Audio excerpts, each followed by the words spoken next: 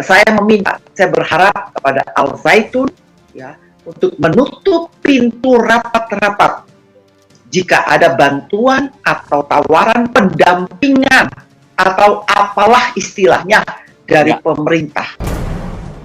Ini benar-benar otaknya nggak ada loh, Kepolisian Republik Indonesia ini. Viral, beredar luas rekaman suara wanita, meminta agar semua karyawan Ponpes Al Zaitun, menolak kedatangan Kementerian Agama, dan Gubernur Jawa Barat, yang akan melakukan pembinaan pada karyawan dan santri di Ponpes Al Zaitun. Wanita tersebut juga mencaci maki para petugas yang melakukan penggeledahan di Ponpes tersebut. Ya, shalom, selamat malam Pak Hendro. Salam Pancasila buat teman-teman yang ada di room. Kembali lagi dengan Linda.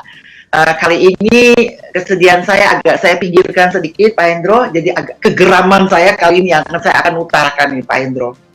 Iya, Tadi siang sore itu saya sempat mengirim pesan kepada sahabat-sahabat di Al Zaitun ya. Antara lain bahwa saya berharap kepada Al Zaitun ya untuk menutup pintu rapat-rapat jika ada bantuan atau tawaran pendampingan atau apalah istilahnya dari pemerintah.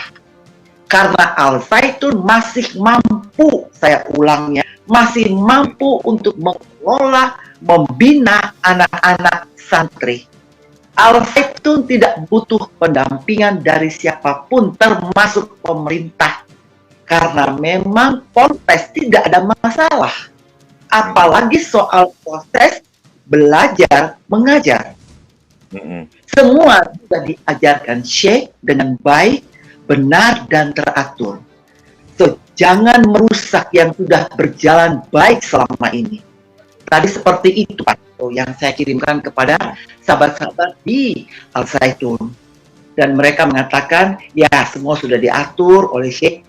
Meskipun Syekh di Jakarta, ada yang mengatakan terima kasih, perhatian, dan sebagainya. Lagi-lagi ya, hari ini kita bikin malu lagi nih. Ini benar-benar otaknya nggak ada loh, Kepolisian Republik Indonesia ini. Bener, nggak menjaga bagaimana dampaknya secara psikologis ya ke anak-anak itu gitu. Dimana mereka diajarkan perdamaian, mereka diajarkan toleransi, mereka diajarkan bagaimana hidup saling menghargai, cerdas, sehat, dan manusiawi. Tiba-tiba muncul orang-orang seperti itu yang mereka lihat paling di film-film kartun gitu. Datang kalau kayak Rembo begitu masuk ke dalam Mahat Al Zaitun, itu kan gila gitu.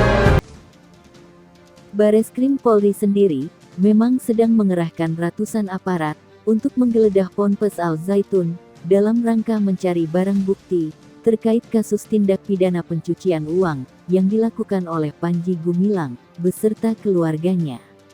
Dalam hal ini, selain melakukan penggeledahan, Bareskrim juga mendalami kasus pidana ini untuk mencari tersangka baru.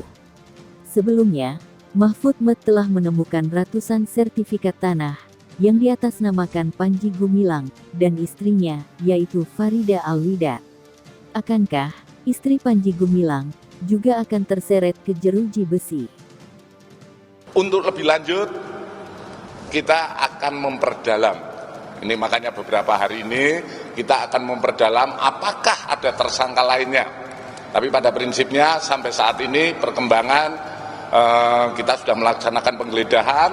Setelah penggeledahan nanti tentu saja hasil-hasil itu akan kita analisa kembali, kita jadikan bahan-bahan penyelidikan kembali apakah mungkin ada pidana-pidana lain yang berkaitan seperti kemarin disampaikan, apakah ada yang berkaitan dengan penipuan, penggelapan dan lain sebagainya. Ini adalah bagian dari upaya-upaya penyidik. Mantan orang dalam Al Zaitun, Leni Siregar, turut membenarkan keterlibatan keluarga Panji Gumilang dalam menggelapkan uang infak dari para jamaah NII. Penipuan dan pemerasan yang dilakukan oleh Panji Gumilang dan antek-anteknya dibuktikan oleh Leni Siregar melalui bukti video serta bukti transfer oleh jamaah NII kepada Panji. Ini juga memang sudah tidak bisa dilepaskan gitu bahwa spiritnya Panji Gumilang itu memang spiritnya NII KW 9 gitu. Jadi itu memang kalau misalnya ada keanehan-keanehan, penyimpangan-penyimpangan itu karena memang kami pun di dalam dulu merasakan demikian gitu.